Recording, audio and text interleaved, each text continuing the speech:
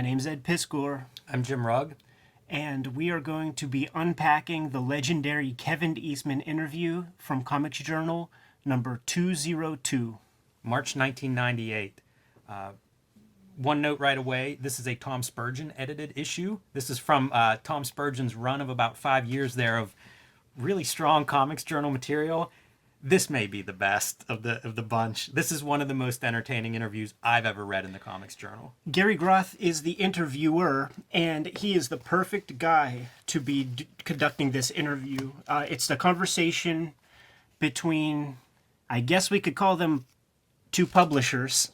Gary Groth had been in the publishing game basically since the 60s as a little boy, starting with fanzines and then becoming the Fantagraphics Grand Poobah eventually.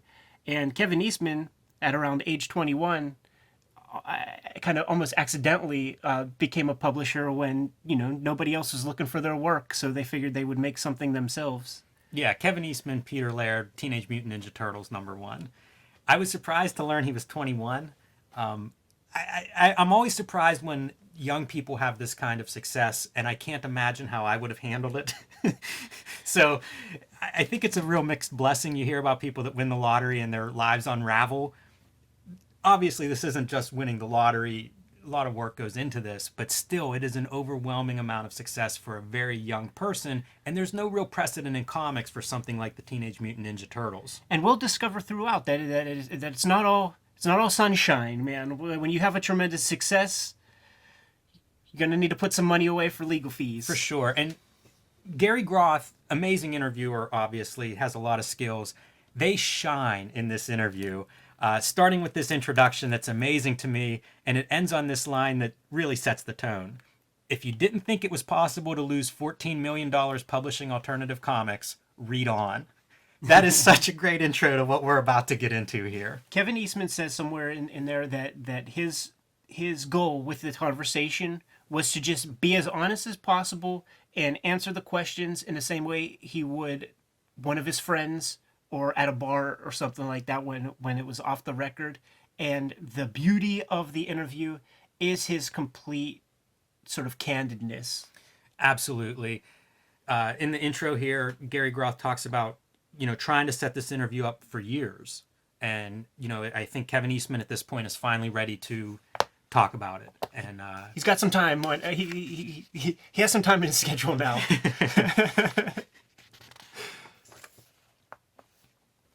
The Last Boy in Maine. This is the part of the interview where we get the setup, man. In social dynamics, they would call this the yes ladder. Gary asks a bunch of simple questions, man, to lull his victim into a sense of comfort, so that we could get to the real issues. Couple of notes from this section. Backgrounds of cartoonists are all kind of similar. You find comics, you love comics, you make comics. He talks specifically about some of his comics taste and describes it as sort of the weirder stuff. Commandy, Weird War, Losers. A lot of titles that whenever you hear what people loved as early readers, these are not the titles you hear about. And this is going to come up again and again in terms of the type of comics that Kevin Eastman likes and that will inform what he's doing at Tundra. I really identified with this. I often describe the comics I like as weird. They are kind of outside of the norm. So that was one piece. The other note that I had from here is his parents and art teachers. Everybody was against comics. This is another piece I can kind of relate to. And last but not least, these margin pictures are of early comics of his. I would read those right now. They look like outlaw comics. They have that naive outsider art style. Those are the weird comics that I like. Sure. Yeah, and this image is highlighted in many places when talking about Teenage Mutant Ninja Turtles lore, because it's a Leonardo da Vinci mural that Kevin Eastman painted in his high school locker room. One of the names that comes up in the early days is the mini comics that he did with a guy named Clay Geerdes, Geerdes, and it's a name that's familiar to Gary Groth. It's a name I've never heard of, with the exception, outside of this interview, man. But I'm curious. Yeah, I think you can find some examples. Fantagraphics published a collection of like 3 hardback collections of mini comics several years ago, and I think you can find some of Clay Geard's comics in there. And this is some of the work that would have been published under those sort of umbrellas. And in this context, Kevin Eastman is actually getting some work published through Geard's comics output. So not just a cartoonist, but a publisher on some level, even if it's very alternative indie press. And I think maybe the first paycheck he got for any art to the tune of $7, I think, for some stuff that was used in one of these comics, or maybe a cover for one of these comics. And there were the original Gobbledygook comics that were published, basically the first Mirage comics that were like Xeroxed mini comics, not to be confused with the Gobbledygook that was printed in like 86 or whatever. But the first 2 Gobbledygooks reprint a lot of the material that he did in the Clay Geard's comics, as well as they contain the very first printed appearance that anybody would have seen of Teenage Mutant Ninja Turtles, man. Only about 200 or 300 of these things were out there, so unless you see some kind of special certificate of authenticity, there are many, many, many counterfeits out there. Now, Jimmy, it's been a long time since I read this interview, and right here we see that he's a 35-year-old guy now. I was maybe the age he was when he created the Turtles when I first read this interview, man. So it does feel weird being older than him at this point. Yeah, I think a lot of my sympathy towards him comes from that age part. Thinking about the different ages that this interview talks about. I think he's in his late 20s, probably, whenever he goes through most of the Tundra publishing experience. Again, still very, very young to me. With doing stuff I would not want to have any responsibility over. Yeah, we'll get there. We'll get there, man. This is the part of the process where he's making comics, and we have to get Peter Laird into the game, man. So there's some good supplemental materials that you guys could check out, like the Turtle Power documentary or the Teenage Mutant Ninja Turtles episode of The Toys That Made Us that show a lot of good visuals to go along with this. But in New England, there was a weekly paper called Scat that contained the work of Peter Laird. Kevin Eastman was trying to get some work with those guys, but it was those guys discovered that it was far more profitable to just run a bunch of ads than to run comics in there, man. So they changed their business, but they did introduce him to Peter Laird, who was like a 30-year-old guy at that time, more of a sound mind. And when Eastman went to the guy's place, the first thing he noticed was a penciled page from Kirby's The Losers. And it was love at first sight. Yeah, very well described. And Peter Laird's crib is the kind of crib that Kayfabers know and adore, man. 50,000 comics in the spot, man. All sorts of Kirby stuff. This is when they decided to start making some stuff together. Fugitoid was the first major comic effort that they put both of their energies toward. And if you take a look at the Mirage Gobbledygook, you will see that they are kind of like greater than the sum of the parts, or however that statement goes. You see the stuff they were doing on their own, and it does not amount to anything compared to what they did together. Good team. Yeah, they'll get into the details of breaking that down. Kevin Eastman's pretty frank about assessing his own artwork and shortcomings, and talking about how well he and Peter Laird kind of fill in those gaps with each other. Their strengths are not the same, so it does make them a better team together. When we were doing the initial Turtles episode, we were making note of a lot of open panels and saying that that's like a Frank Miller stroke, like from the Wolverine miniseries. And he is very frank about saying that, he brought the Miller gimmick to the tandem when Peter Laird is like a Russ Manning robot guy. He brought the Frank Miller energy to the unit. And Fugitoid was, in fact, the first thing they were putting together, which was reprinted in the early Gobbledygooks. And you could get a one shot with the Fugitoid story that they did before Teenage Mutant Ninja Turtles.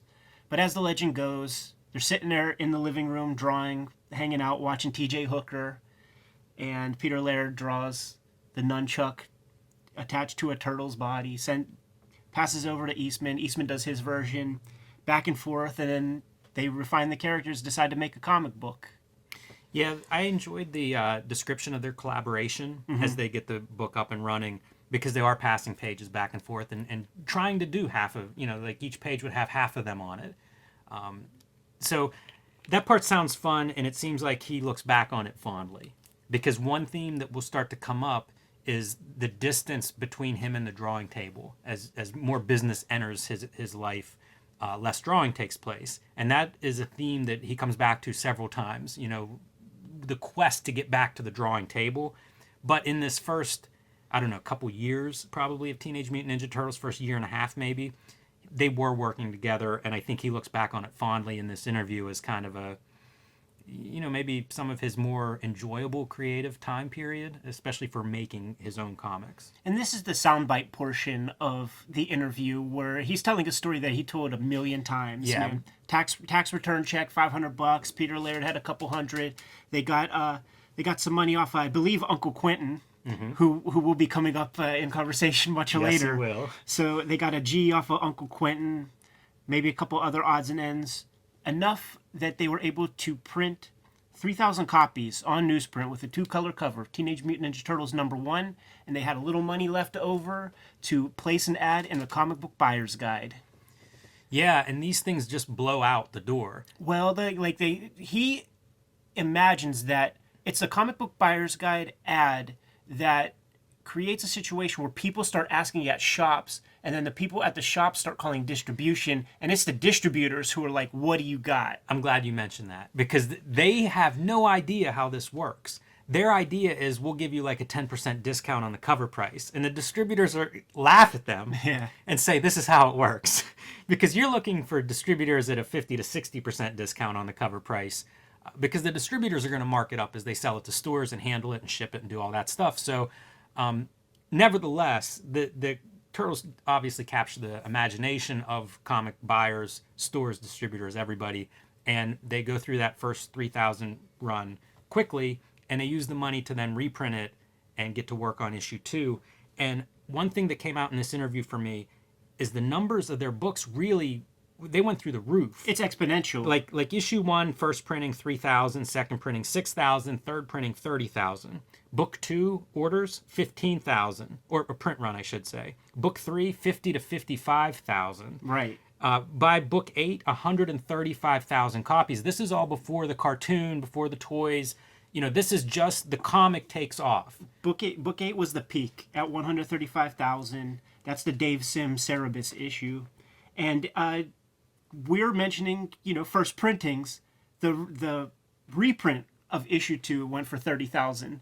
So it's not inconceivable that they start hitting close to 1 million with when you count up all of the 5-7 reprints of #1, 3 or 4 of #2, and so on and so forth. Like, they're getting in the high 6 figures and making money. They're doing well at this point.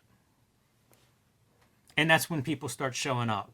The original licensors, man. Yes. This is where we get to mention Soulsand. But before that is Palladium Games. The first merchandise thing that they put their seal of approval on was a role-playing game, which is, Dungeons and Dragons, all that stuff, very popular right around that time.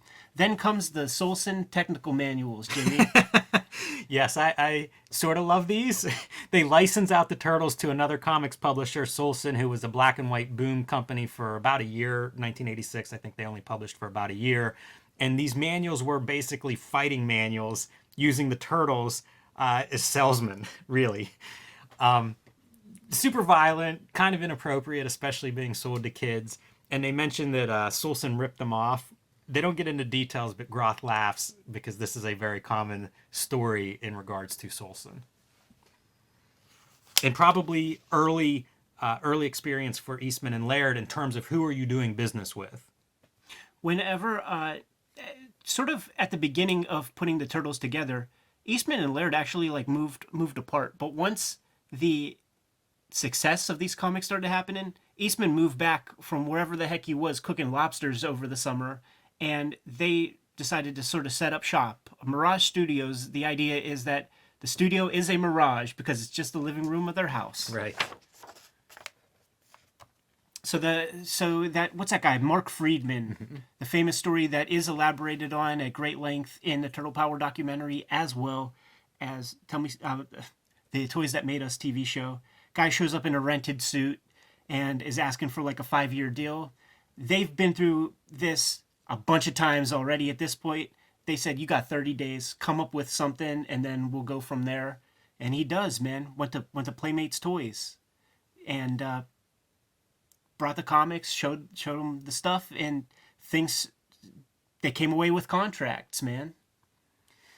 Yeah, it hits in a big way. This is the legendary creator-owned Black and White Boom story, right? The Turtle success. I was impressed by how much control they maintained. Yeah. You know, like they approve everything, which has its own drawbacks. Because they approved everything. Right. But it is pretty impressive that they are able to do that. You hear so many stories about creators and cartoonists being taken advantage of. They do really well in regards to protecting their rights when it comes to the Turtles. You know, tip of the hat to them for that, because that's tough territory. Like, those guys in the $5,000 suits are there to get as much as they can. And Eastman and Laird do a great job of keeping control. That said, they go through some licensing stories about one, according to this interview, it's about $150,000 to preserve, to create trademarks and copyrights internationally for a character. That's astounding. They get into some very specific details. These are just interesting anecdotes to me, but they talk about a Russian, you know, because this is being licensed in countries all over the place. And some countries have these other laws where, I forget which country he cites. Middle East. But basically the guy claims copyright and trademark, and he's like, you know, you can have them for X amount of money. Basically less money than it would be to fight through court systems to get them. And the guy knew it. That was his practice. He was almost like a patent troll or something. He was exactly, that is a patent troll. And Or a guy that would sit on URL. You know, people that would buy up a URL and then, you know, sell it for whatever marked up price to the person whose name it is. Yeah, you're coming to my town, and you want to use my trademark. I'll let you have it for a fee. So I guess late 80s, early 90s, post the collapse of the Soviet Union, a Russian guy comes to them that wants to get the Turtles in Russia.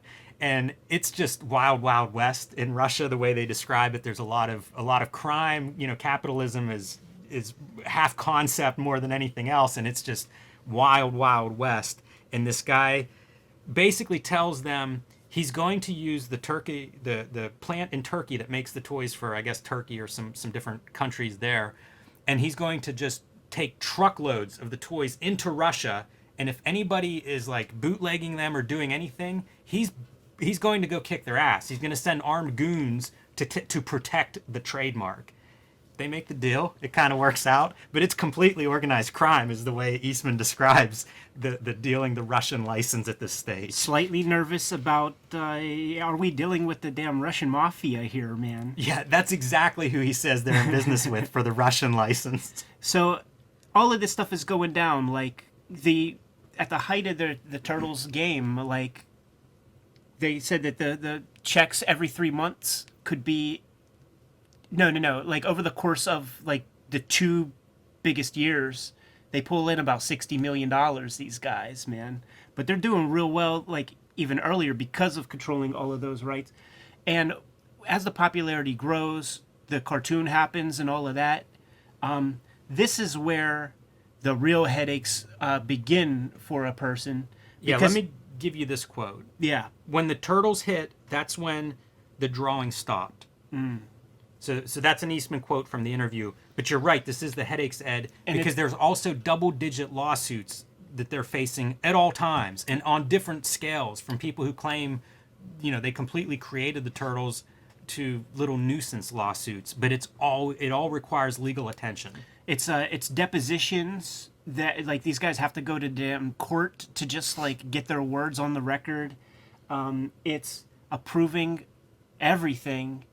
So that's a constant stream. A lot of the Mirage Studios in-house stuff was to deal with the licensing. It was to create art for licensing and things of that nature. So they go from, you know, hiring some of their, I don't want to say friends, I don't know if they were friends to begin with, but hiring guys to help produce the book as things get busier and busier, to then they're paying those guys to do licensed art. as part of the Turtles, what they have control over. It's just easier than having third parties create this licensed art, send it in, then edit it. So instead, they're just doing a lot of that right out of Mirage. So they're running a big shop out of Mirage at this point. All sort of by accident, in a way. They remember Kirby, so they were able to be hypervigilant for themselves, but they still want to do right, and this is their thing, and they know that the guys doing work with them, the Turtles are theirs, and it's a work for hire thing. So now they have to try to figure out, like, okay, well, you created like a figure design, so now we'll get these like quarterly royalty statements. Now we have to figure out like which piece of that is yours, and is Wingnut and Screw Loose or Ace Duck as valuable as like the Donatello in a trench coat? So they have to figure out all of that, like what the percentage is of all of that. Yeah, this stuff really gives me anxiety even now, like rethinking about this interview is just like trying to chop this up. Is they're licensing books in all these different countries. They're paying reprints to the artists who are doing, having pieces of their stories or reprinted. It's just, I don't know how you calculate. It feels full-time just doing that kind of accounting. And I think it is. They end up with an accounting staff trying to sort this stuff out. And even those guys are like, this is a nightmare. Like, you have to have a better system. And this is where the sort of outcry of like hypocrisy comes from some of the people in comics. Eastman and Laird, like they were in a very privileged position. They never had to worry about the work for hire issues of the jobbers of the day. Everybody was a jobber. Like, Eastman and Laird created the situation where you don't got to be jobbers. So everybody's a jobber. And the call to get Kirby back his art, to get some equity in ownership, all of that sort of happens after they make the scene. And they're lockstep with Scott McCloud and Dave Sim, Bissett, Veach, like all these people who are trying to come up with that creator bill of rights. Right.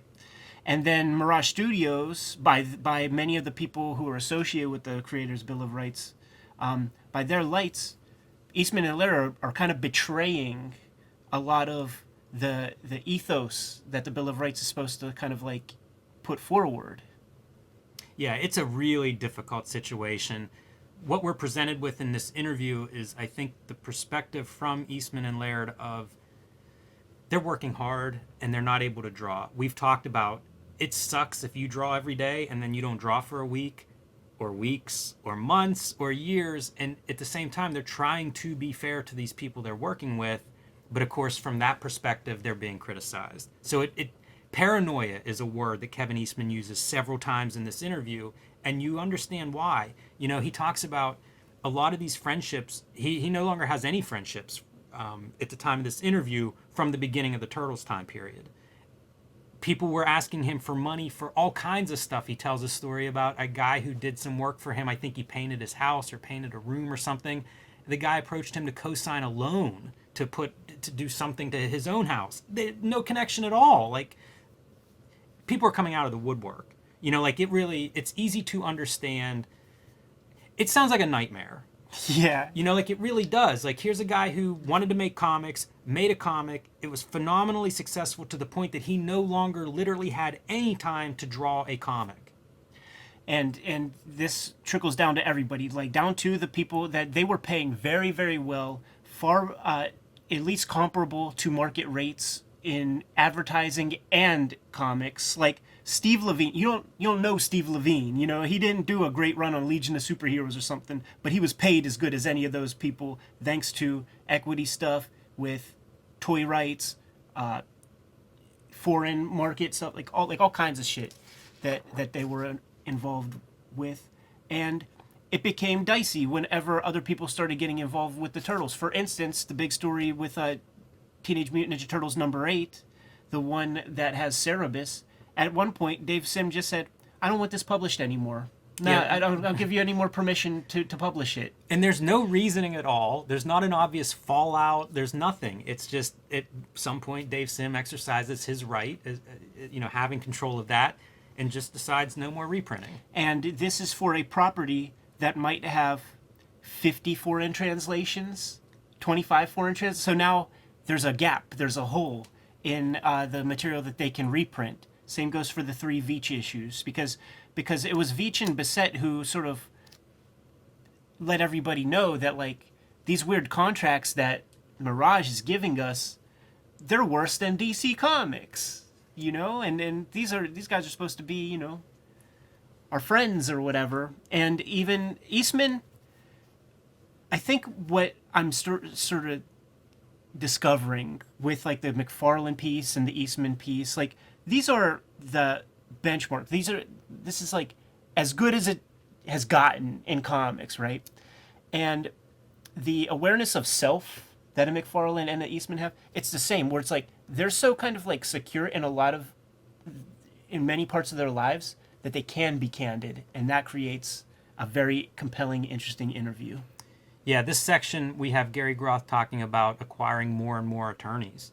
You know, like there is a very almost dry technical side of this part of this interview where we get to see, like, again, we're summarizing this and saying it sounds like a nightmare, but they go through in this interview and really spell it out. Like, he talks about the attorneys they had, how they acquired more attorneys, why they acquired them. He says, you know, lawsuits, were people suing you? Gary Groth asks.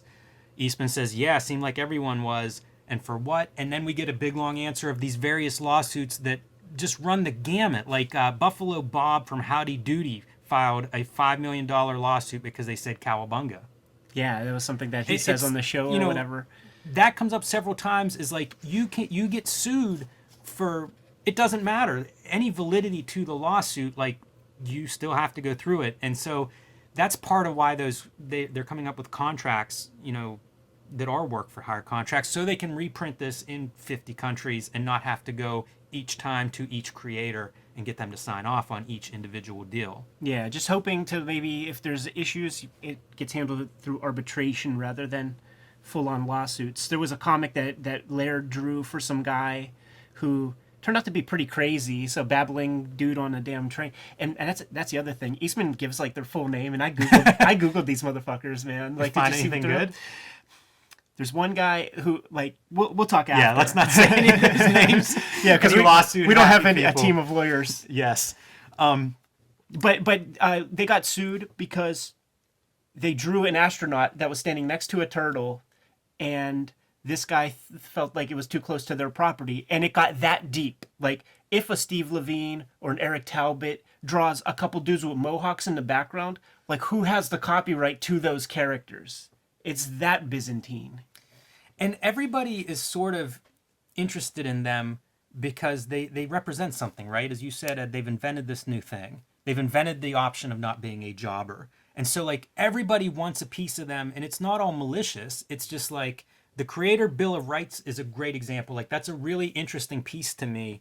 And there's a lot of time spent on this. So this is guys, like you said. Let's just one more piece of, like, the lawsuit thing, yeah. Which is just the most scary part, because this is almost a definition of business. Almost all businesses have this moment happen where, like, in their case, Fred Wolf Animation Studio, the animation studio that created the damn series and did all of that animation and stuff, at the end of the day, when the business goes away, that company, you think that those contracts are, like, airtight and you have mountains of lawyers, like, putting these together. That company sued Eastman and Laird because they said they created all of the important stuff that made Teenage Mutant Ninja Turtles a hit. And that is business. That's how business works, man. Like, when Howard Stern goes to Satellite, the station that he pledged fealty to for 20 years then sued him, and he had to settle with them. It's just like, it's what you do in business. I think you're taught that shit in college. I have, like the hairs on my neck are standing up. I think I'm sweating. There's, like, flop sweat getting on my notes. This stuff bothers me so much because it's such an idealized story until you get into these nuts and bolts and see kind of behind the curtain of what's the reality of this. Guy can't even draw his comic. He's being sued by every single kind of person you can imagine, from completely no ground to stand on to collaborators like the animation company that they paid good money and had contracts. Again, nightmare, right? Just nightmare. And I guess this was probably the first place in time that we get to see behind that curtain of, like what is the life like for the guys who are at the sort of the top economic financial spectrum of comics. Did you get any sense from this interview of Gary Groth's knowledge of this part of it? No, I don't think he did. I think he might have heard. There are parts here because he has the Tundra documents and all that stuff. There are parts here where he's definitely leading the witness, but I think some of this is illuminating to him. That said, Gary Groth dealt with a couple lawsuits himself, man. So at some level, he must know that what Eastman and Laird are going through is like a magnitude of like 12 or something, compared to like what they dealt with. Okay, so from here, I want to talk a little bit about the Creator Bill of Rights. Yes. Because I find this stuff really interesting. I got interested in creator ownership with Image, which would have been several years later. This is the mid-'80s, and you have the guys, you've already named Scott McCloud, Dave Sim, Steve Bissette, and Rick Veitch, who had both had struggles at DC Comics. Alan Moore's name is kind of grouped in with them, even though I don't think he was part of the Creators Bill of Rights. So the concept here is just cartoonists looking around and thinking, like, how do we make this better for ourselves? How do we protect ourselves? How do we have more options? And several of these, I guess, summits, meetings happen where they talk about it. Like, what are the rights of a creator? What rights are we giving up whenever we sign a work for hire contract? What's ours to start with and that we're being paid for? And I just think it's a very interesting exercise of thinking this way. Of course, nothing works the way you want it to work. This stuff was very, I would say, theoretical. Kevin Eastman describes it as kind of a living document. They're just kind of they're putting these ideas out. But of course, there's backlash. It feels like he's got to be young at this point. This is a couple years into Turtles. So what? This is a 23-year-old, and he's hanging out with some of the coolest cartoonists on earth, some spectacular artists, and they're filling his head with these ideas. And they're great. They're amazing. The backdrop is Kirby struggling with Marvel at this time to get artwork back. So your hero is struggling with exploitation, and your current heroes are influencing you with these ideas of, like, how do we make it better? How do we change this? How do we build the future? And your money's just coming into your accounts. It feels like the world's yours, and you get to make these changes, right? Kevin Eastman buys a tank with his first royalty check with the figures, man, an M1 tank, and they ask him, well, what was the purpose? And he said, well, we have airsoft gun battles. The tank's so funny because it comes up again by the end of the interview, and it does feel like maybe I need the tank now just to keep everybody at bay. I think that's the background. I think that kind of gets us pretty clear. This is descriptions of what was going on at Mirage at this time, which is the Turtles comics are still being created, but no longer by Eastman and Laird.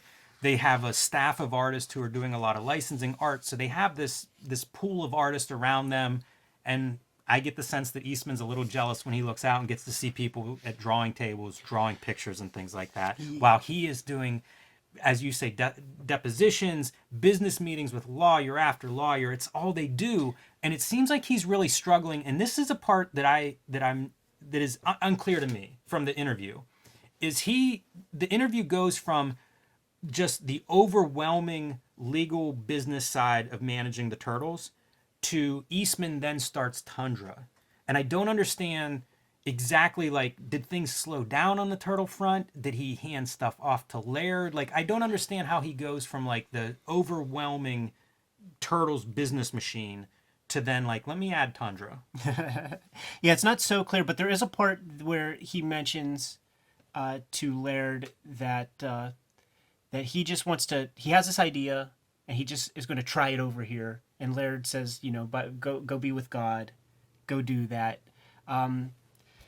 Yeah, we should say that could have been part of Mirage. Sure. And Laird was like, we don't need more of this. Right.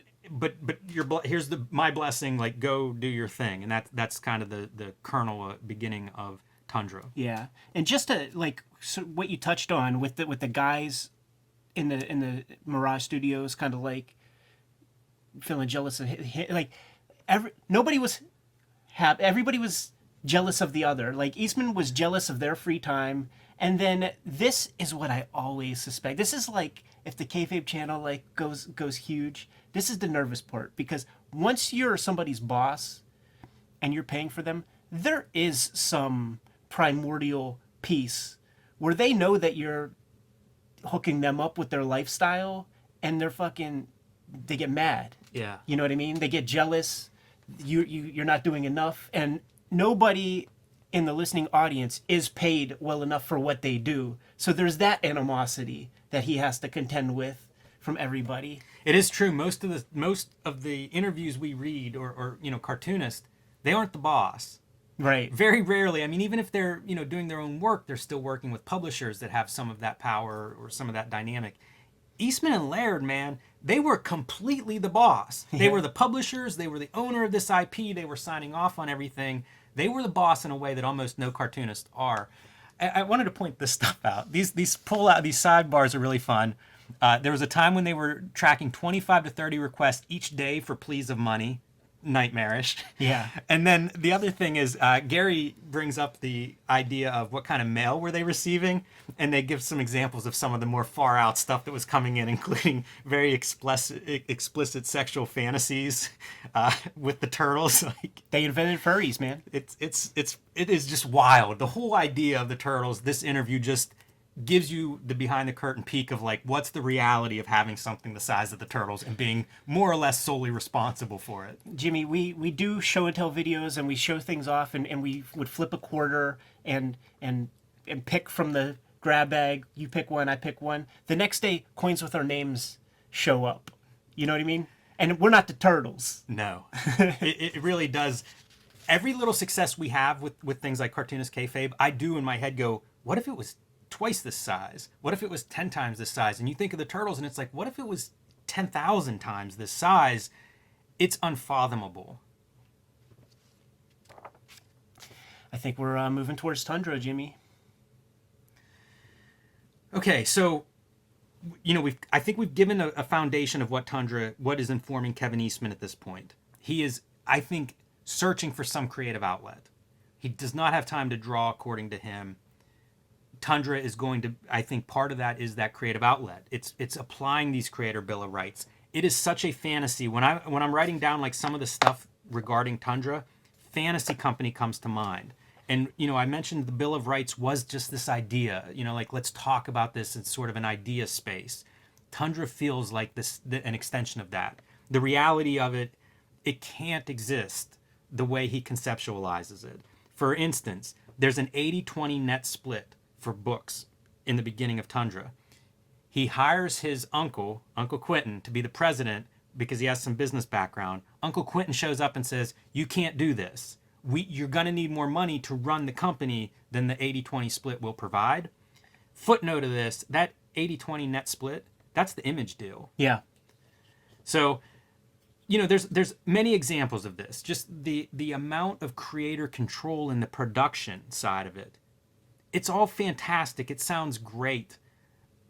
I don't know how any of it could work. It's just idealism, and it's really cool as a thought process. I am so glad it exists. I'm glad Kevin Eastman came out of this okay, so that we can look at this and be like, wow, let's just study Tundra, because it is fascinating. What an experiment. Gary Groth brings up the Charles Foster Kane kind of thing about like, yes, oh, great. you're losing $1 million per year on this newspaper. Okay, well, I'll go out of business in 92 years. And that is what Tundra feels like. I mean, down to the point that the cardinal sin of like mini comics people or people who put together a comic that costs them $5 to make and they sell it for $3 at SPX. A professional comics publisher does that here. We will get into that. We could get into that right now if you want to, although I think maybe save that for a little bit later. He's 27 years old whenever Tundra starts. So again, keep the age in mind. I don't know, what the average age of listeners is. I was pretty messy at 27. Like, I did not have my stuff in order. So allegations of the nepotism as maybe being a contributing factor, they show up pretty early. And he goes, yeah, well, I did get my Uncle Quentin, the guy that gave me that $1,000 with Turtles at the beginning. Yeah, like, he became president, and because he, like, worked for some kind of, like, computer firm or something. It's so funny. He gives that answer, and he's like, is that what you meant by nepotism? And then Gary lists, like, several family members that also got high jobs in Tundra. It's really great. Like those are those great interview moments of Gary Groth where it's like, what about your sister? Your brother-in-law did this position. This other relative was doing this. It's just like This one relative very was doing damning. this, and yeah, like I was just going to fully fire him, but then Mark Martin said, "Well, he could be good here. I like Jimmy or whatever the fuck the kid's name was. He could work over here." So imagine that nightmare as like a cartoonist, like now having to in American business, it's never. This is like the one HR issue that I guess just simply can never really be addressed, and it's the nepotism issue of like, okay, now you're an employee of this business that's run a family business, and you are protected, on paper from certain sorts of harassments and stuff. But what about like having to kiss the ass of some nephew who's being an asshole to you, and in hopes of just keeping your job? And there's elements of that here, though he, meaning Eastman, is very clear to say that like I cut everybody's balls off. I got my Uncle Quentin to do this. He showed the numbers, he ran the data, and I said, fuck that. Like I didn't give him the space to like be a president, and people would kind of like work around the hierarchy of business and just go straight to Kevin Eastman, who would be like, oh yeah, no, yeah, go do that. Oh, my Uncle Quentin said you can't do that? No, go ahead. It's okay. He does that several times, and as Tundra struggles and they do things like organize and create department heads, you start to see the reality of like, it's a fantasy idea the way this company is going to run. There are no levels, is one of the concepts. Well, as Tundra struggles, pretty soon they install those levels. They create department heads because there's a reason this is the structure of businesses. You can work around them by being a small company, but if you're going to be a big publisher, you need those people. You need that sort of chain of command, that delegation, all of those things. As much as it might sound great for everybody to be equal there, you need the different levels of authority, people that are responsible for some of these decision making. So eventually they do that, and as you say, Ed, you just run around the department head and go to Kevin Eastman if you want a yes whenever you're hearing no. And he does it several times, and it's something that he will back off of when he gets the kitchen sink time period. Yeah. It's tough, man. There's so much happens so quickly, and it's like an explosion, Tundra. Supernova, it lasts for 3 years. And a big chunk of that part is the beginning part where you're just setting up infrastructure. What do you need to run a publisher, man? You need a UK office. You need a recording studio. Let me run down what they have. Six months into Tundra UK, a movie production company in LA called Limelight, a recording studio in Maine, a pre-press house, Pro Media, Clearcom, a PR and design company, purchases heavy metal, and Word and Pictures Museum. This is the first 6 months of Tundra. Now, like the pre-press stuff is fun because we get into some specifics, and he says that word pre-press so much, and this is, to me, this is where we start to see the nuts and bolts come off of the careening car, because sure, pre-press is something, but he even says like, yeah, so the place where we get our pre-press done, we couldn't get it done for less than like $150 a page. I don't know what that means, really. Like, I guess like when you add up all the units, it's like, and you have the final cost of what the book is. If you divide it by the page count, like that's how much it is per page. I think that's some of it, but I think there's also, like, you would do pre-press and then you would look at it. It'd be proofs. Yeah. And this is, I don't know how much digital stuff is going on. At one point, part of the pre-press company that they buy, he buys a $500,000 piece of equipment for this company that remains in the company's assets. Right. Yeah, and that's what I was building toward. He bought these people a $500,000 machine with the promise that, we'll do your pre-press at cost. You're right. So you're saving about $60 or something, like a page, I guess, for pre-press, and you do the math of it, and it's like, how much do you have to publish before you break even with those savings? And then the company decides that it's far more lucrative for them to do pre-press for art catalogs, like giant brochures for corporations. People that are paying full price. Right. And they get sued into oblivion. They have to go away. They go bankrupt. and that $500,000 piece of equipment goes with them. Yes. Kevin Eastman's a creditor at that point. Handshake deal. Yeah, and the story's full of this. There are so many stories. Every business that he buys, the recording studio, it was profitable. Like he tells Gary, it was making $4,000 or $5,000 a month before I bought it, and when I bought it, it stopped making money. There are a lot of stories like that in this interview. I think he's a mark. Like guys are coming in. He isn't doing the due diligence on things like cost and stuff. Here we can get into some of this pricing now. He tells a story about several of the Tundra publications. They lose money every time they sell a copy. He's given big advances, and that factors in. And whenever he says this, Gary Groth is kind of incredulous at this, and I was too, because it seems pretty simple to figure out, like, well, what does it cost to print the book? Figure out your price from there. But there are other factors. There are things like you're printing this stuff. You're setting print runs in advance in a lot of this stuff. The way the comics industry works.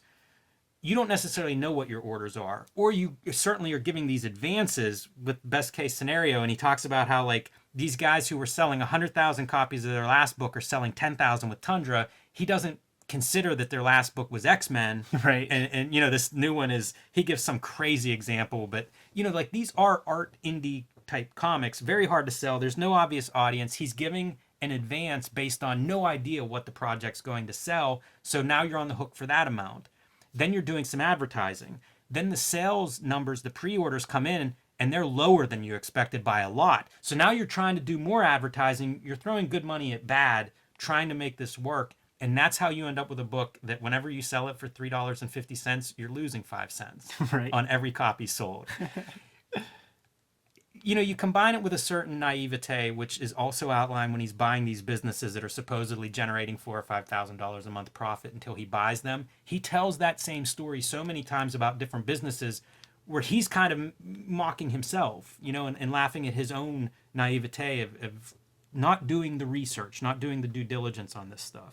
When we eventually get to the kitchen sink part, it makes me feel like all of these businesses that you mentioned where he gets marked out, that he isn't even looking at paperwork. Like people are just telling him these things, that these businesses are profitable and stuff. Like he doesn't need much. It feels like that. Yeah. Yeah, I don't think he's looking at it. And he talks about that. Whenever his Uncle Quentin says, you can't do it this way, it won't work, he just disregards that.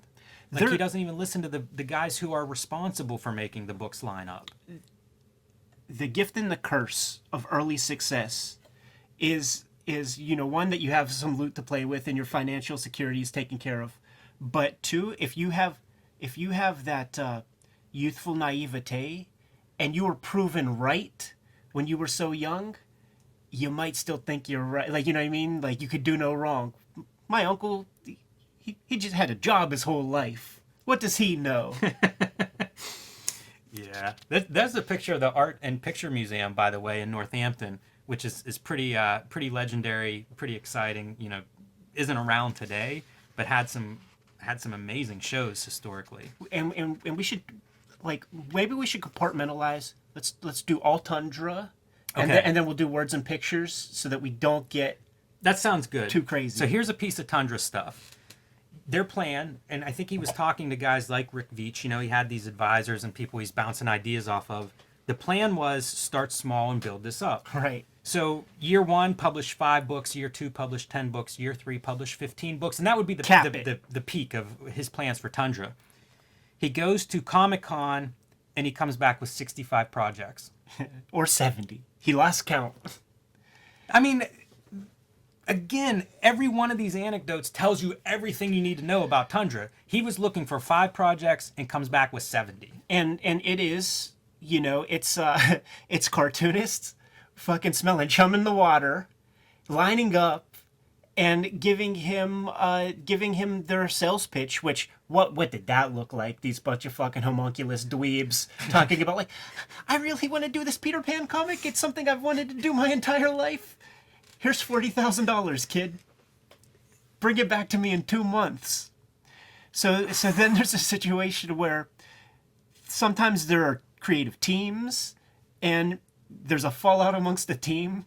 So, like, none of that money is recouped, and that comic will never see the light of day. And he just puts those pages kind of like in the vault, hoping that these guys would come to their senses.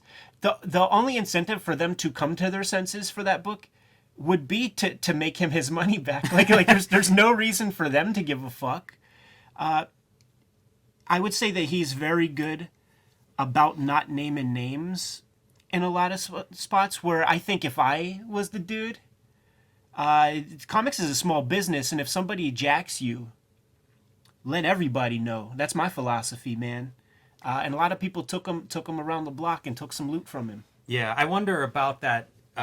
Part of the reason maybe that he's not naming names. It's one thing if somebody does it. Yeah. If 62 of those 70 people do it all at once. Now you look like a real douche. Plus, you've got well, how do you even name those names? Like, are you running around with a directory of like, this is my black book of everybody that screwed me over? Like, it's so out of control. Like, I have a feeling these people that weren't doing what they were paid to do, that weren't delivering, on these advances, there's a variety of reasons why. It may have been the first time they were ever working in this kind of system. Here's $40,000.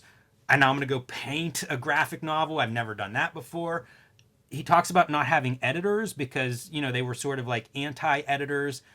There was a pull quote about editors being failed writers or whatever, or wanting to write themselves, and they didn't want editors like that. Like, this is so new. Like, now people do make graphic novels. They do work on their own. There's lots of examples of this model now. As you said, Ed, 1984, there was no alternative to Jobber. And now, here he is giving jobbers a big pile of money and being like, deliver me this 200-page painted graphic novel. I think a lot of this stuff is like the road to hell is paved with good intentions. Yeah. I don't know that anybody, I'm sure some of these guys, they just saw an opportunity to make money. The guy selling a music studio knows if it's profitable or not. It didn't just stop being profitable the day after you made the sale. I'm sure there are people taking advantage. But I'm also sure there's a lot of incompetent cartoonists that are dreaming big, but don't have the discipline, the experience, whatever, what have you, to get the job done and deliver. They may not be even situated to pay taxes on stuff like a lump sum of money, that they're then going to stretch out and project over a couple of years of production. Like, it is a disaster from any angle. And a predictable one that people predicted, but he disregarded the predictions. Gary asked, like what compelled you to grab all those books, to sign all those deals at San Diego Comic-Con? And he just had he's very honest once again, and just said that he had kind of like a publisher envy, or so he has a name for it. But basically, he wanted to be the one to release, what if Violent Cases goes to Dark Horse or something, And he has two major successes that it's unclear how he prospered from these successes. And I just don't want to get too ahead of you, like in the conversation. You know what I mean? I don't want to go too far ahead. And yeah, we're doing all right here. Before he starts Tundra, he goes to see Dave Sim. Dave Sim tells him, "Don't do this." He's planning on spending a couple of days with Dave Sim. Within 10 minutes, Dave Sim's like, "Go, just leave." And he tells him, "Don't do this. Don't do Tundra. Don't do what you're planning. If you really want to do this, give guys money and have them self-publish." Pretty interesting. And Eastman, in retrospect, hindsight being 2020, all of that, he flat out says that he wished that he would have done like his partner Peter Laird and created a Zurich grant kind of thing, where he could just like fund money to these creators, and it could still be around today, he said, just like the Zurich grant was, and it existed for a good chunk of time at this period, man. Do you want to name some of the stuff that Tundra made? Yeah, do it. Because here's the part that people maybe don't always give Tundra the credit for. They produced some amazing books. Some amazing comics were made with Tundra's money. So, Cages by Dave McKean, at least part of it. I don't think they made it through the whole thing. Violent Cases that you mentioned with Neil Gaiman and Dave McKean. Understanding Comics, Scott McCloud, the first printing is a Tundra book. Brat Pack, Rick Veitch. I don't think there's a Tundra logo on it, but that is a Tundra book. Taboo, there were a couple issues of Steve Bissett's Taboo that were produced, via Tundra, including From Hell came out of Taboo, which Tundra was doing at the time. Big Numbers issue 3, according to this interview, was created under Tundra. It was never published, sadly.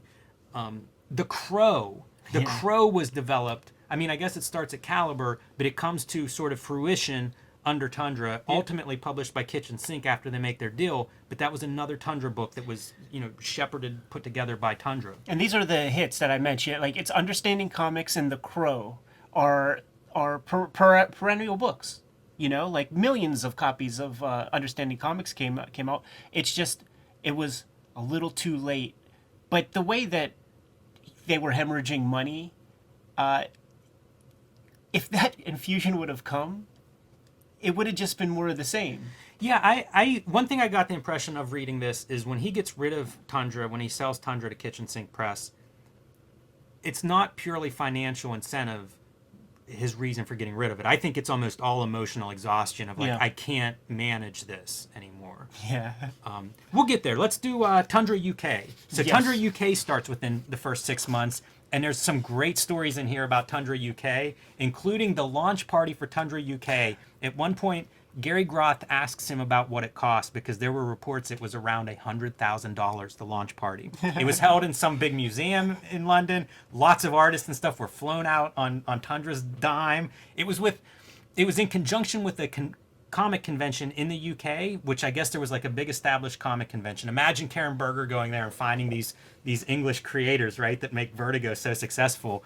It's not that convention, though. It's some upstart convention, and whenever they name the guy who's organizing it, Groth laughs. So, he even made the wrong decision on, when to, have this launch party, but he does confirm it probably was around $100,000 for a launch party that the press left once the food and the booze were consumed. And there's a way that he tells that story, too, because it was about 50,000 pounds, and he goes, yeah, what is that in money? And Groth is like, about $100,000. He's like, yeah, maybe. Yeah. Yeah, maybe. Buys a car for Dave Elliott, the guy from Deadline magazine who's in charge of running the Tundra UK offices.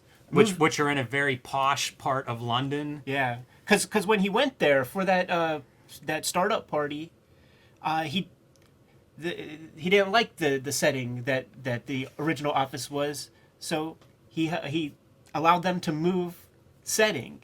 It's just like, this guy is getting fucking taken. I know he's wiser and smarter and all that now. But man, you just feel bad. It's a little dude getting run through the ringer, man. Well, like I said, if I didn't think Kevin Eastman lands on his feet, Yeah. I wouldn't be doing Right. this podcast, and certainly not in this tone. Yeah, This no. is Tundra's fascinating, Mm-hmm. and part of the reason we can really unpack this, as far as I'm concerned, is because Kevin Eastman came out of it fine. Right. Yeah. It's not comedy if there's a broken bone. Right. It's comedy if a guy slips on a banana and falls on his behind.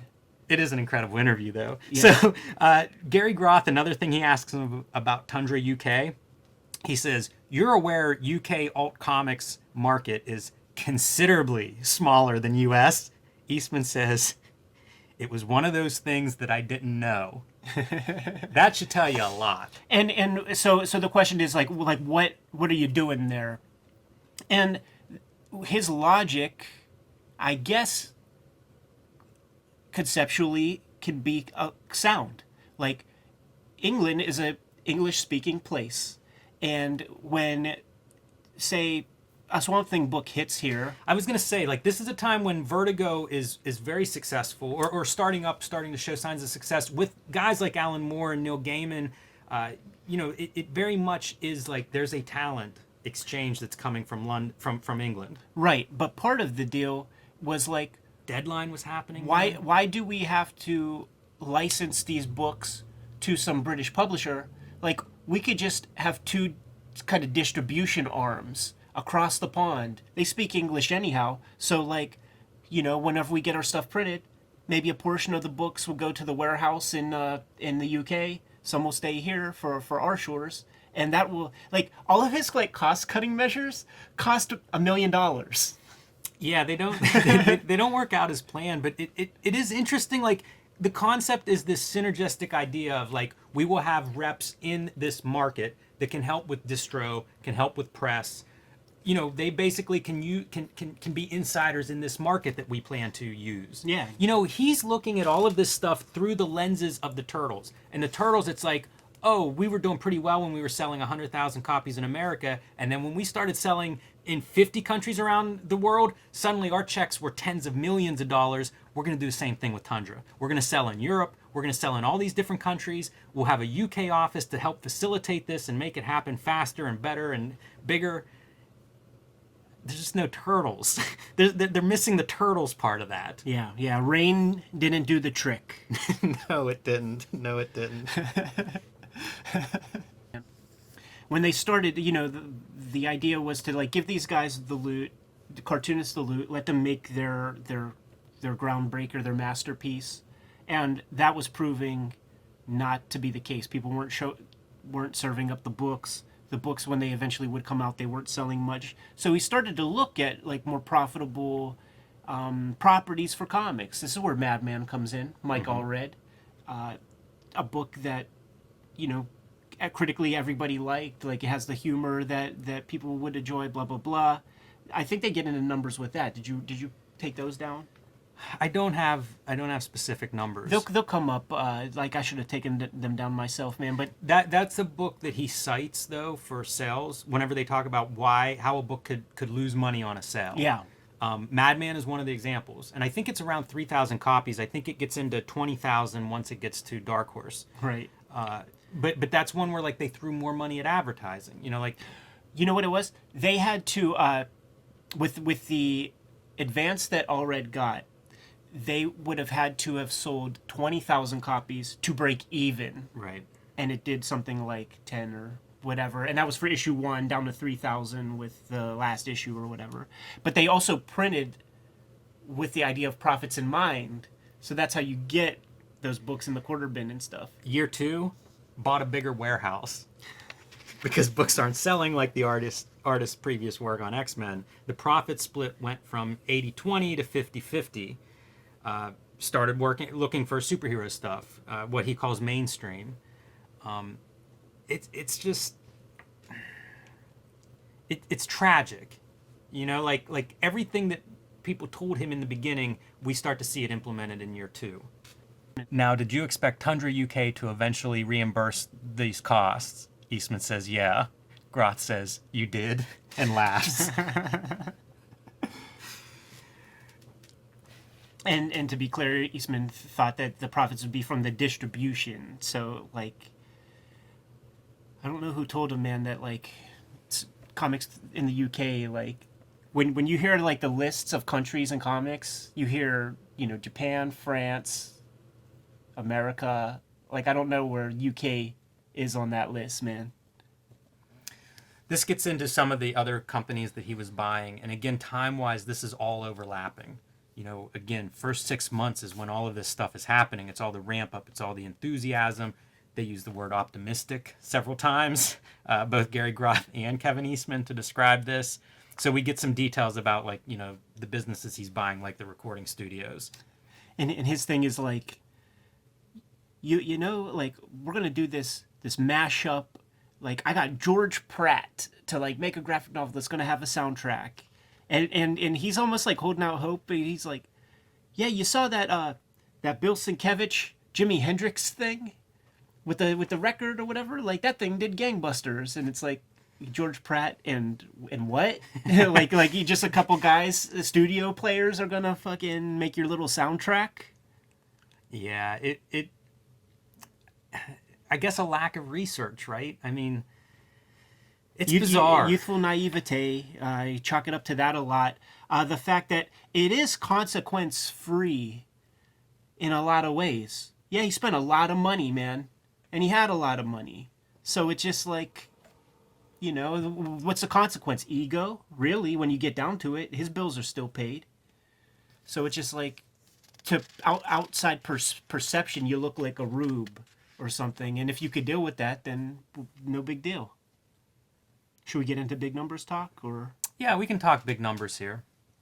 So big numbers, the Alan Moore, Bill Sienkiewicz masterwork. Alan Moore publishes the first issue. He self-publishes it under Mad Love. Like a year passes, he publishes the second one. And I think Alan Moore is discovering the realities of publishing. You know, this isn't Watchmen and the DC Machine. The art is extremely demanding. It takes a while to produce. There's not a lot of money to pay a guy of Bill Sienkiewicz's caliber who's in demand and can make huge amounts of money elsewhere. And so they put out 2 issues and it kind of stops. And Kevin Eastman, I think Bill Sienkiewicz and Alan Moore may have a split at this point. And Kevin Eastman loves big numbers. He's talking to Alan Moore about it. Basically gets the team back together to do another issue. And at the end of issue 3, that's it for Bill Sienkiewicz. She's leaving. They don't get into the details exactly, but they do reveal that Kevin Eastman bought all the artwork from big numbers 1 through 3. Amazing. And also, why don't we have big numbers 3? Because I have seen like a rough photocopy of big numbers 3 floats around online, PDF of it. But I don't feel like I've seen a finished, like the finished art, you know, painted, nice piece. Man, I wish that existed just for selfish reasons of wanting to read it. But his plan was to get some issues done and then, you know, release them in a more timely fashion. Makes sense. That's another way they would ring up bills is like get 3 issues done before we solicit one. Yeah. So now you're already in the hole $50,000 before you get orders on issue 1 and find out this thing's not going to be a hit. So he gets they get through issue 3 and they hire Al Columbia, who was Bill Sienkiewicz's assistant, to do issue 4. Al Columbia, according to this story, brings in the issue 4 artwork, and he's kind of unhappy. He doesn't like being a Bill Sienkiewicz clone. Asks if he can take the art home and just kind of like give it one more pass, you know, kind of finish it off. Never sees Al Columbia again. Yeah. Or the artwork. Right. So it's kind of that you know, it's one of those comic lore stories. Who knows what happened to it? There's speculation, you know, that Columbia destroyed it or whatever. Another sad story, you know. Big numbers would have had some marketability. To the tune of $20,000 of that Al Columbia got paid for that issue. And this gets into, at that point, he starts talking about some of the collection of artwork that he has. Some of this artwork would have been for the Words and Pictures Museum, but it's also astounding the stuff that he says he has. First 3 issues of Big Numbers, the entire run of Elektra Assassin by Bill Sienkiewicz. I forget how many books he says of complete Kirby comics that he bought from the Kirby family. 35 complete Kirby stories, Loser stories, Demon stories, Captain America, Commandy stories, like all the 70s stuff, all the stuff that the ethical Kirby pages. He says the collection of artwork, thanks to the Turtles, is probably valued at about $8 million. This is in 1998. Like, yeah, it could be 80 million now. Oh man, it's incredible to think about this stuff, and thinking about some of the IDW artist editions that have been published. I mean, they're coming right out of this collection. They must be. You know, some of the Kirby stuff. There's Elektra Assassin issue 1 is in that Bill Sienkiewicz artist edition. It's amazing. I hope it's still intact. I hope he still has all of this stuff because it's really incredible. And he bought a lot of artists there. He bought a lot of the artwork from artists that were doing stuff at Tundra. Eventually, we'll get into Simon Bisley. One of the things that he says about Phil Elliott, who was running the UK offices, he brought Bisley to me. You know, like his love of Simon Bisley is really interesting, and he and Groth get into that for probably a page about what does he see in Simon Bisley's art, which doesn't apparently appeal to Gary Groth. Big surprise there. Right. But, you know, Kevin Eastman, a big fan, and I think buys a lot. I think he describes it as much of it as he can get his hands on. He buys of Simon Bisley's art. So, hell of an art collector. And I think this illuminates a little bit of where he's coming from as a publisher of Tundra. Eastman loves comics, right? Like, and he loves these comics that look different than your regular comics, that are a little bit weird. And that's why he comes back from Comic-Con with 70 projects. He sees this stuff and he loves it. He can afford it. Right, You know? right. One of the people on the Tundra Duel, too, was Ian Ballantyne. The idea was we're gonna invade the bookstore market. Now, the bookstore market... We should say Ian Ballantyne, known for innovating the paperback format. That right. revolutionized publishing and reading and, you know, all kinds of stuff in prose. This passage actually made me think about like the energies that we've been using for the past like 25, 30 years of invading the bookstore market. It is a different market, like with the way distribution and everything works. And sure, like there are a lot of shops that are just like remaindered shops. And what is that? It's that stores order 200,000 and maybe they ship 190,000 back to the publisher. You don't know what you made. That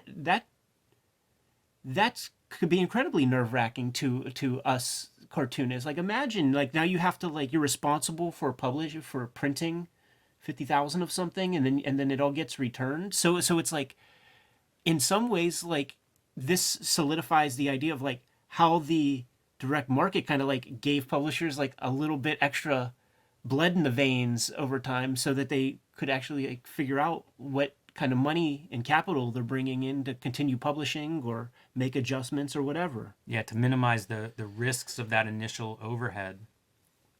And we see a pull quote there from, Ian Ballantine talking about the creators write stuff is great, but like you've got to run a business. And Eastman says he didn't listen to Ballantine either. Yeah, a lot of not listening, man. A lot of hubris. Yeah. This pull quote, the legal side of the company was in a terrible state. They couldn't keep up with the workload that I demanded of them, obviously. This is where I feel like it has just built to this like crescendo of being overwhelmed. And again, like it feels like the Turtles were in that state when he starts Tundra, and now Tundra's in that state. Is he still managing all the Turtles business on top of like 70 books that are running deeply in the red, just bleeding money? He was a part of it. He sold his rights to Peter Laird in the post 2000s. So he was still very much involved. It's mind-boggling. Yeah. And you could easily see how there's no time to draw. Even though like when Uncle Quentin was running numbers and was like, this isn't going to work.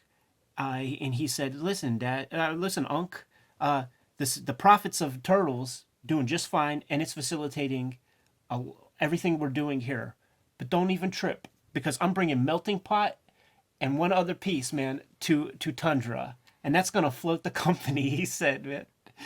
Was it underwear? Was that the other piece? under WHERE. Yeah. And that's the thing. That's Eastman and Laird. They captured lightning in the bottle, but stupid heroes ain't nothing. You know what I mean? These guys they made their statement. Yeah, and you don't have to limit it to Eastman and Laird. I mean, you can look at the history of comics publishing. Like, even big companies like Marvel and DC. Like, where would DC be if you took away Batman and Superman? Would they even exist? I mean, and Watchmen sold millions and millions and millions and millions of copies for those motherfuckers, man. Yeah, it's not like everything these big companies are publishing are keeping them afloat. Like a couple of their characters are what keep them afloat, and it certainly buoys the other ones. They can use those for advertising springboards to try to elevate other properties, but it's rare, man. Mainstream, corporate or creator owned, it's rare that one of these properties breaks through. I don't know, Jimmy. I think it's about time to go toward kitchen sink. Yeah, when do you want to do heavy metal? Should we mention that quickly? Because it's one of the things that... Yeah, that's fine. I didn't realize that Kevin Eastman bought heavy metal in this time frame, like the early 90s, 93, 94, sometime around there. Yeah. And it's pretty random that he gets to buy heavy metal. Of all those companies that I say he acquires in the first 6 months of Tundra, heavy metal's the one that works. And he buys it at a cost of $500,000. Lots and lots of cartoonists, of course, are fans of heavy metal. We've heard so many people talk about heavy metal and its importance over the years. Kevin Eastman was another big heavy metal fan. He was talking to a guy who I think was one step removed from the owner of heavy metal, who also owned National Lampoon. He wanted to concentrate on National Lampoon and was interested in selling heavy metal, sold it to Kevin Eastman for $500,000. And it remains in publication to today. Yeah. So, that one worked out really well. I don't know how he's managing that. We don't cover a lot of that in this interview. but it's another one of those question marks I have is like, how is he managing his day-to-day with Turtles, Heavy Metal, and Tundra? And, you know, we don't get the exact nuts and bolts on that, but Heavy Metal is a success for Kevin Eastman. Although the Hollywood stuff is important in the Tundra plan, and that gets bolstered whenever he gets Heavy Metal, because the guys he buys it from, they reveal, like, we basically bought these things initially just to have the National Lampoon name so we could do more Animal House and Meatballs type shit. So he starts playing around with those ideas, and this is how, like, the production company out there, out west happens, and the idea is that they're going to start, you know, IP farming the Tundra stuff, man. And ultimately, the only thing that, I mean, Crow was the closest. Crow was the one, you know, and I don't know that happens on Tundra's watch. Yeah, I think the first publication is the kitchen sink. I mean, Of the trade paperback. yeah, of the collections. Yeah. You know what they might have published at Tundra, where they did like 3 issues of the Crow that were like the 48-page. They finished the story. Tundra. They collected the first 2 issues in one book, issues 3 and 4, which had come from Caliber in the second book, and then the third book was all new. Yeah. And I think those were Tundra. Yeah. And then I think the collection comes out of Kitchen Sink. Right. And like, but you know, the movie is the thing that sells it, and I think that happens on the Kitchen Sink watch. Right. And that book was in bookstores, man. That Kitchen Sink book was there. So should we get to that place, man? Of the Danish Kitchen stuff, because it's like we're decelerating, and now the weirdness. Yeah, this is going to get good. I have one more note before we go to the Kitchen Sink. There's an employee at Tundra that had worked for Fantagraphics. And so Gary Groth says he thought it was weird that Kevin Eastman didn't call for a reference whenever he found out this employee worked there or was getting hired there. And this gets into kind of a can of worms about some of the different personnel that work there and the way they were hired with no background checks, no resumes in several instances. They were just hired because of some guy told me about this guy, so I hired him. It was this like referral word of mouth thing, but without any research, which again kind of sums up several of the debacles that are chronicled in this interview. They're all that way, Ed. You said hubris. It's exactly that. It's like, oh, you say this is the good guy for this job? Bring him on. And that's the American office. When they paint the picture of the UK office, it sounds like Sex Pistols, freaking graffiti on the wall, and people with needles in their arm just like littered on the ground. Like, they paint the picture that it's just like, you know, punk rock, like, oi, mate type guys running around pushing over the water cooler and, you know, gussying themselves up whenever Eastman comes to town. Yeah, it's revealing. You know, like, he's very honest in this interview, and this is what comes through again and again and again. So I ask you one more time. Should we take it to the kitchen sink gimmicks? I think we're there. Yeah. A scant 2.5, 3 years into this Tundra experiment, Kevin Eastman's ready to unload it. Cash in those chips, man. And Tundra's doing so bad, he's got to pay Kitchen Sink to take it. Because that's how it reads in a way. It is exactly how it reads. The deal, there's an announcement, like we covered this in Wizard. There's an announcement of Tundra is acquired by Kitchen Sink Press. This interview unpacks all of that. It was not at all acquired. It was the other way around. And the reason that press release was written that way, according to kind of this interview, is Dennis Kitchen was going to take over. That press release was designed to make it clear that he was in charge and that he was going to be in charge. And I think it's because Kevin Eastman wanted out. It's optics. It's Tundra has at that point like routinely not been kind of good on their word in terms of like the books coming out and all of that. And Kitchen Sink was just a more reliable producer. Had 20 plus years experience publishing. Yeah, so that's the move. It's optics, man. Like they have what seems to be the sturdier brand that could maybe like attract certain levels of talent or something. So that was the move that Dennis Kitchen talked him into. And okay, so this would have been like 93, around 93. This interview's 98, so several years removed. there's a news story in the beginning of this issue of Comics Journal about kitchen sinks problems and bankruptcy and money's owed and being acquired by other companies and traded around. It really struggles pretty much for the last 5 years post this merger. And I think it was struggling before the merger, or else why would they have done it? So it's a company that does not do much better than Tundra and maybe does just as bad as Tundra.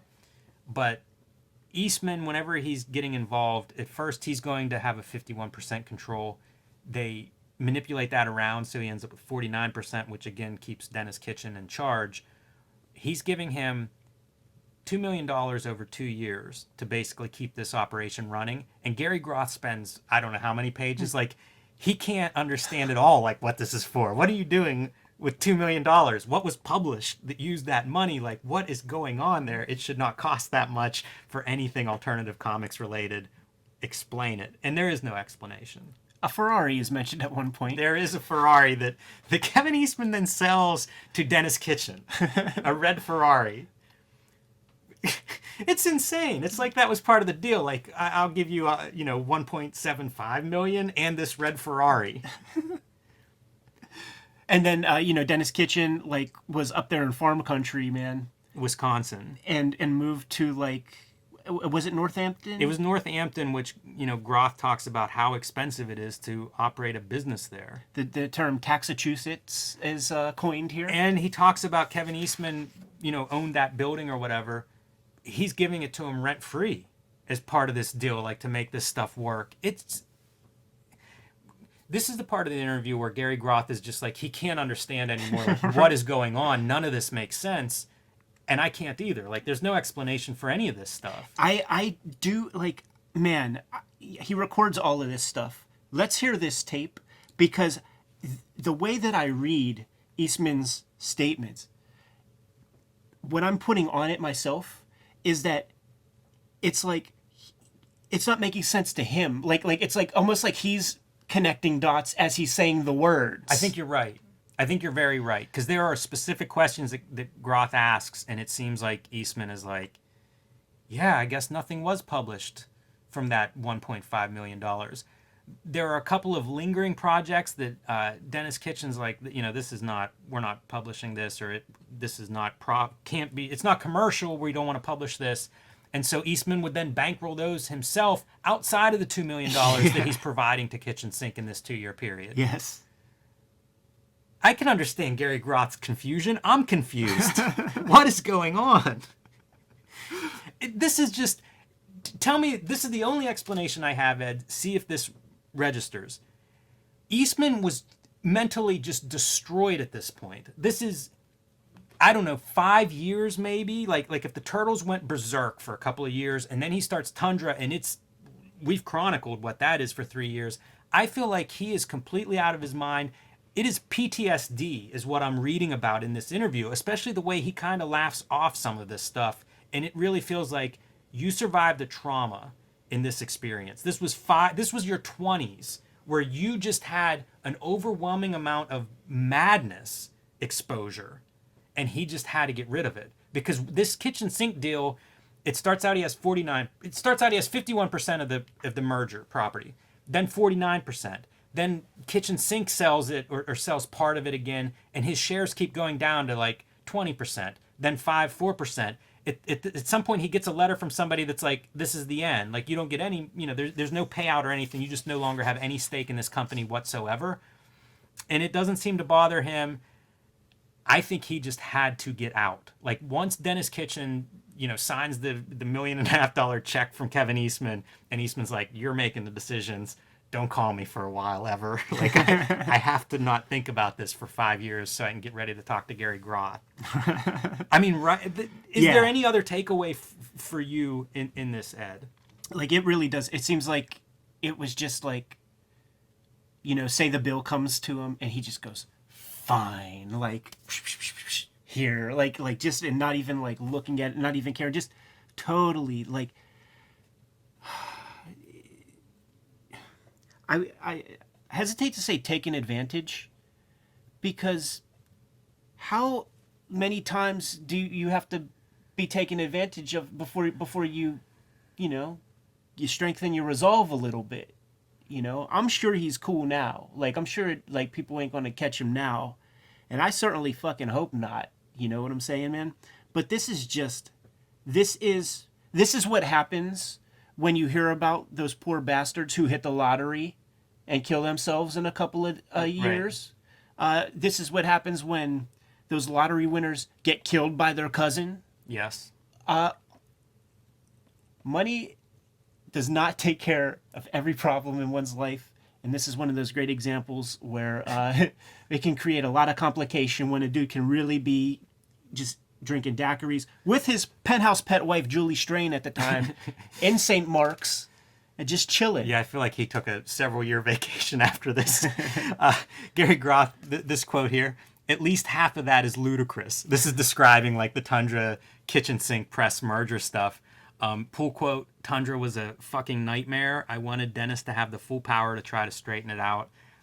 I think he just wanted Dennis to have the full power so that Eastman could just run away from it. Yeah. And I don't blame him. I mean, it's like I said, it starts out as it's conceptual. Yes. And he makes it into a physical reality that just can't exist. Every 10 years, man, there's another doe-eyed zillionaire. You know, Mark Alessi will be the next guy. And his move is going to be to work everybody under one umbrella, like, with his own kind of contrivance. It's like, give me the rich guy who loves comics, who will pay a reasonable advance to 5 badass motherfuckers and go from there. Like, let's get that guy, man. Maybe that'll be the next iteration of this. Steve And Wozniak. They might be listening. Steve Wozniak, where you at, man? This is a breakdown. Again, like we're several pages into Gary Groth trying to figure out where that $2 million went. He goes through this because it's, okay, so it's $2 million that Kevin Eastman is giving Kitchen.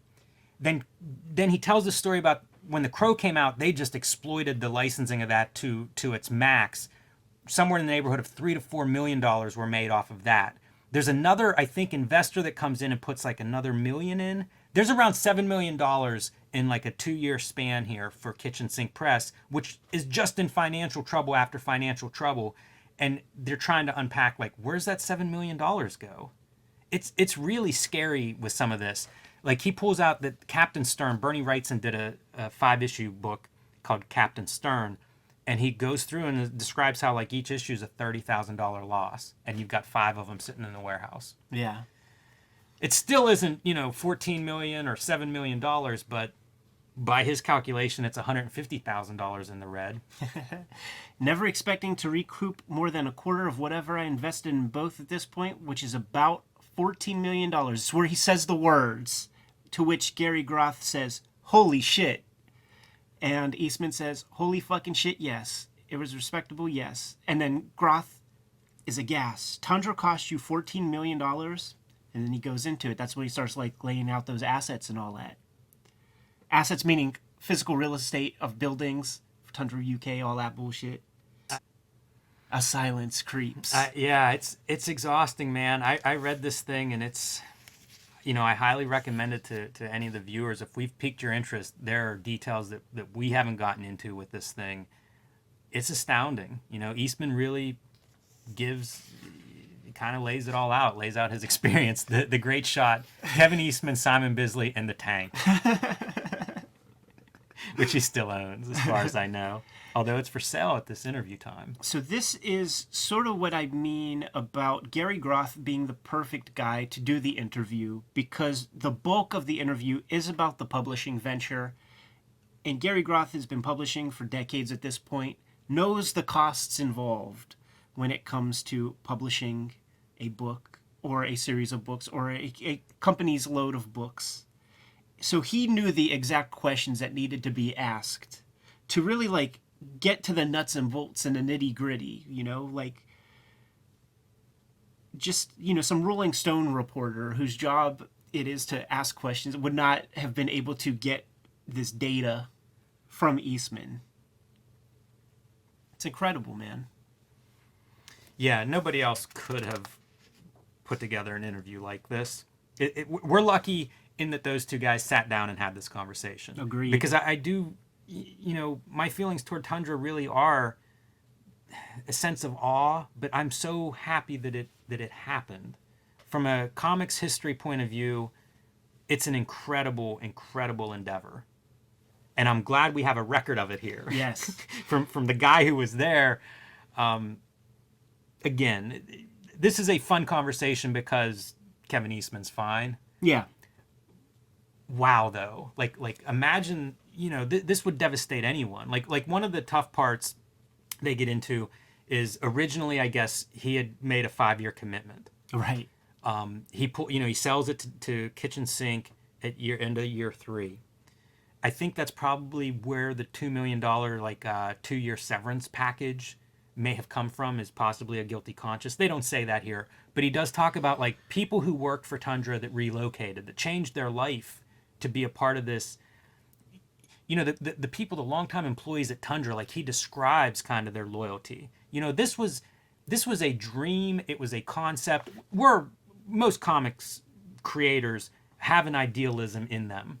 Tundra was the manifestation of that kind of idealism. Like great, talented storytellers, this is how they should be treated.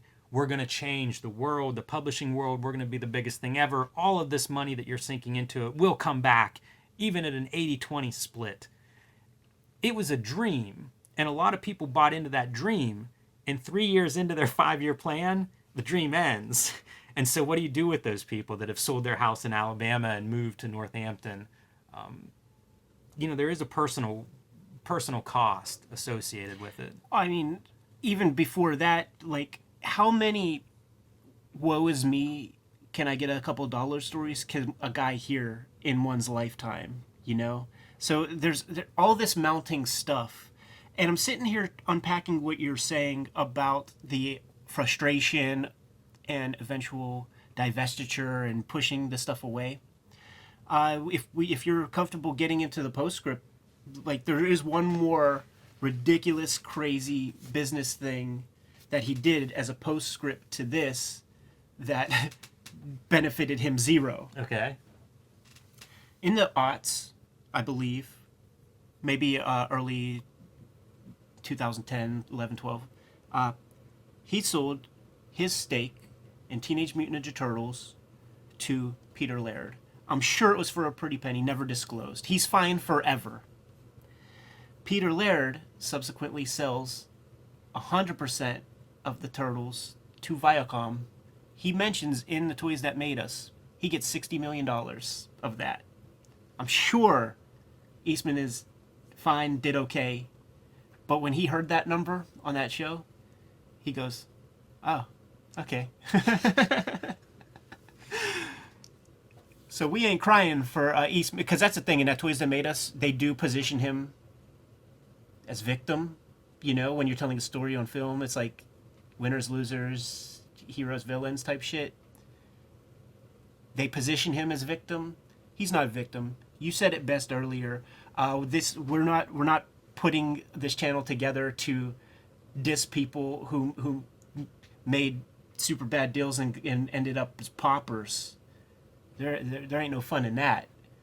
Dude's doing all right, and had a dream, had the loot to try to envision it, and every possible thing that could go wrong fucking went wrong. It'd be funny to do the interview now. Yeah. And think about the stuff that went right.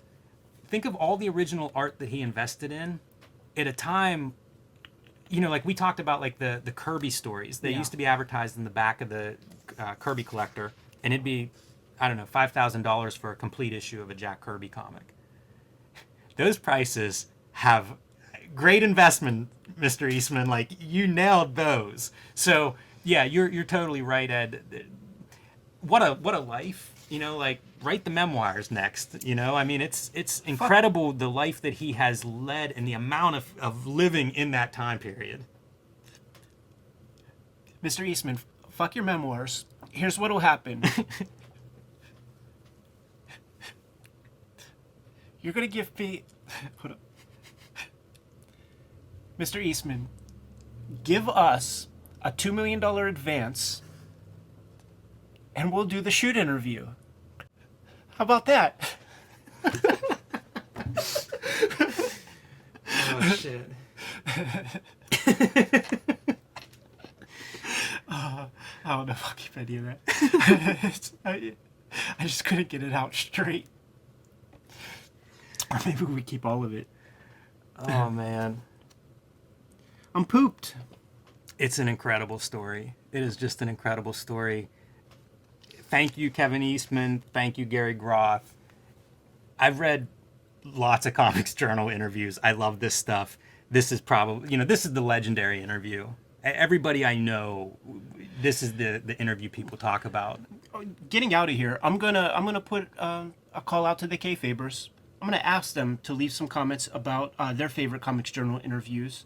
That the other pressing one that I think that we absolutely need to cover would be the Harlan Ellison one from the very early '80s. That's the one that created the lawsuit. A lot of history is wrapped up in that. It's another big, long one, and it is very frank. It's also from a period before Gary really put the money where his mouth was in where he wanted to see comics go. So it's before Love and Rockets and all of that. So we get a different era of Gary where the talents that he is promoting is like being like the next generation of like comic book artwork, which was true at the time. It was like P. Craig Russell and shit like that. So like that's one I definitely want to do with you, sit down and talk about. But there's many good ones. Long history with Comics Journal. Yeah, no doubt. So Kayfabers, leave some comments and let us know which ones we need to reinvestigate. Yeah, and let's close on this quote. This is kind of I think, a happy note to end on. This is from Kevin Eastman. I was making enough money to pay my rent and eat and draw, and that to me, no matter what else has happened or whatever else will happen, that was when the dream came true. Great words, man. I couldn't have said it better, and it is fucking totally true. Like if the prime directive is to make comics, once you start making some loot and you keep the lights on, what else is there? I suppose tanks. The Simon Bisley art collection? Pretty good, too. Jimmy, let's get the hell out of here, man. We've been at this for about an hour and a half. Kayfabers, like, subscribe, and follow the YouTube channel. Hit the bell icon so that we can notify you whenever we have new videos available. And you're going to want to be notified whenever we start doing more streaming with some of the people we plan on talking to. You can find Cartoonist Kayfabe merch at our Spreadshop link below this video. Jimmy, I'm going to go make some millions, man. Yo, Kev, I got this idea. Give him the marching orders, dude. Read more comics.